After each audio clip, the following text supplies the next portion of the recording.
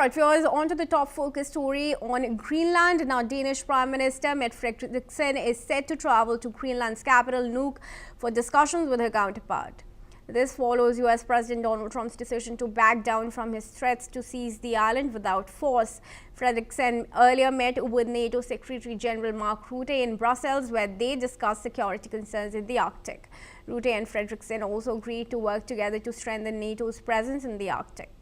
They have stressed enhancing defense capabilities to ensure regional security, especially after Trump's change of stance. Moreover, Danish Foreign Minister Lars Løkke Rasmussen has also confirmed that negotiations with the US on Arctic security would soon begin. He said that the focus would be entirely on security, noting that further details would be kept private to reduce any speculation surrounding the talks. Dr. Asta Chadha, Associate Professor of International Relations at Ritsu Mikan University from Kyoto, joins us in this discussion. Thank you, Dr. Chadha, for joining me. Firstly, what does it mean that they want to keep the talks private, especially when Greenland is now a global talking point? I mean, we need to understand that ever since President Trump expressed his wish to in some way control Greenland, it had sent ripples across the European Union. It had also sent a warning signal to US partners and allies across the Indo-Pacific and in Europe as to how reliable is United States if it does have those expansionist ambitions.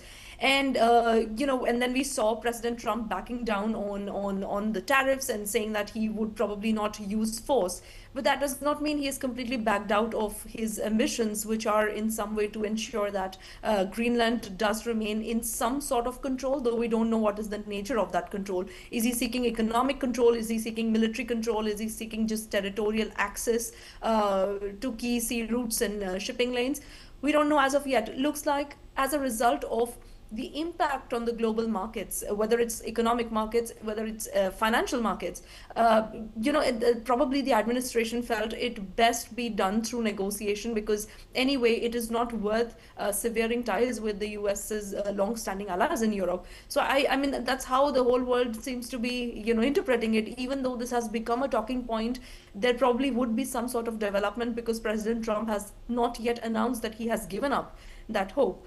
We can only hope that at least Greenland gets to keep its sovereignty. Contrary to giving up talks, he's in fact gone on to say that he already has full access to Greenland, and this was right after his talks with Mark Rutte. So how does Trump already has have this access without any negotiation taking place, without any deal that the world really knows details about? Is there a chance that details are going to be made public for everybody to know?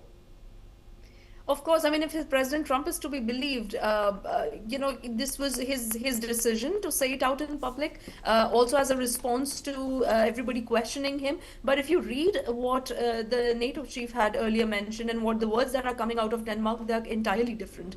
Greenland and Denmark say that there have been no talks that have taken place, and NATO head has stated that the negotiations are still underway, but it would not hurt Greenland security or sovereignty in any way. So we need to, again, like I said, President Trump can probably be believed on the fact that, he wants those negotiations to take place. But I would interpret his words more as his ambition and his objective rather than an actual fact. All right, sure. And how do you view the fact that Europe still seems very upset with the US? It has not taken back the US-European Union trade freeze, even though Trump has withdrawn the tariff threat.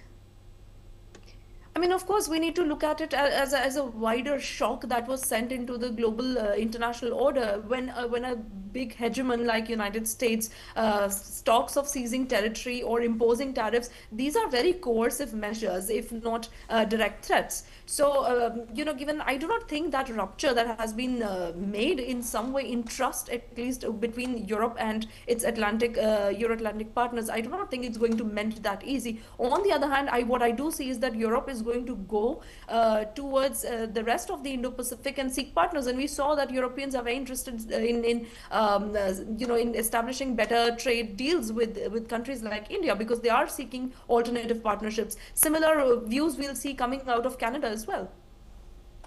All right. right, sure. Dr. Chadha, do continue to stay on with me as we move